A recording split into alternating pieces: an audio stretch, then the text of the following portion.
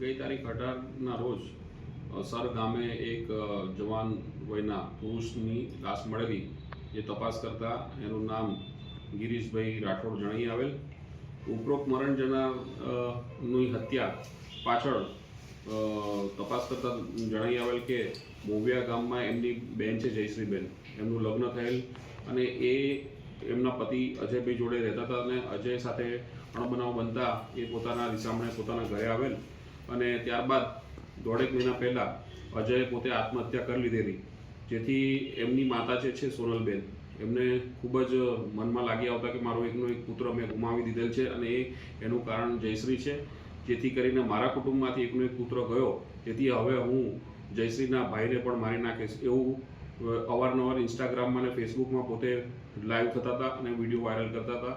અને ઉપરોક્ત મગજમાં રીસ રાખીને તેમને આ હત્યાનો બનાવ સરદાર ગામથી ચિત્રાવાવ જતા સર ગામની વચ્ચે ઉપરોક્ત મરણ જનાર જ્યારે કામ પતાવીને પોતાના મધરને મળવા જતા હતા, જે એડમિટ હતા, તો રસ્તામાં તેમને આંતરીને ચક્કુના ઘા મારી અને બીજા 2 અન્ય આરોપીઓ સાથે ઉપરોક્ત ગુનાને અંજામ આપીને હત્યાનો ગુનો કરેલ છે. તપાસ આજીડેમ પીઆઈ કરે છે. સાહેબ, હત્યા કરનાર છે તેમના હાથમાં ટેટુ પણ તેના દીકરાનું ચિત્રાવેલું છે. વાત કરી છે, મારો સાવજ એમને લખીને ઉપરોક્ત મરણ જનાર પોતાનો પુત્ર છે અજય, એનું ટેટુ ચિત્રાવેલ છે.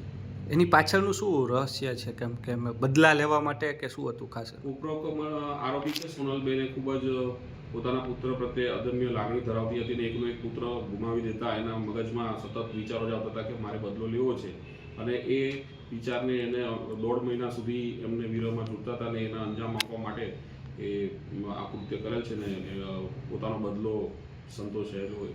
રેકી પણ કરેલી કઈ એવું કે અગાઉ કે ક્યારે? રેકી એટલે જે દિવસે બનાવ બન્યો એ દિવસે એ સરદાર આવેલા અને એના પુરાવા પણ છે, સીસીટીવી ફૂટેજ, એની સાથે સહારોપી પણ છે, એના પુરાવા છે. હત્યા કઈ રીતે નિપજાવવાની?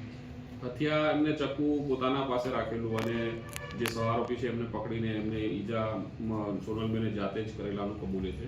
તો તે જાતે ચક્કુથી એમના છાતીમાં અને માથાના ભાગે ને શરીરના પેટના ભાગે ને અન્ય ભાગે ખૂબ જ ગંભીર પ્રકારની ચક્કુથી ઈજા કરીને મૃત્યુ નિપજાવે છે. સોનલબેનના પુત્રએ સુસાઇડ કરવા પાછળનું કંઈ કારણ સામે આવ્યું હતું સાહેબ? સોનલબેનના પુત્રનું તો આ જ એની જે અગાઉની પત્ની હતી જયશ્રીબેન, એમની સાથે અણબનાવ બનતા હતા અને બીજે પણ ક્યાંય લગ્ન નહોતા કરવા દેતા.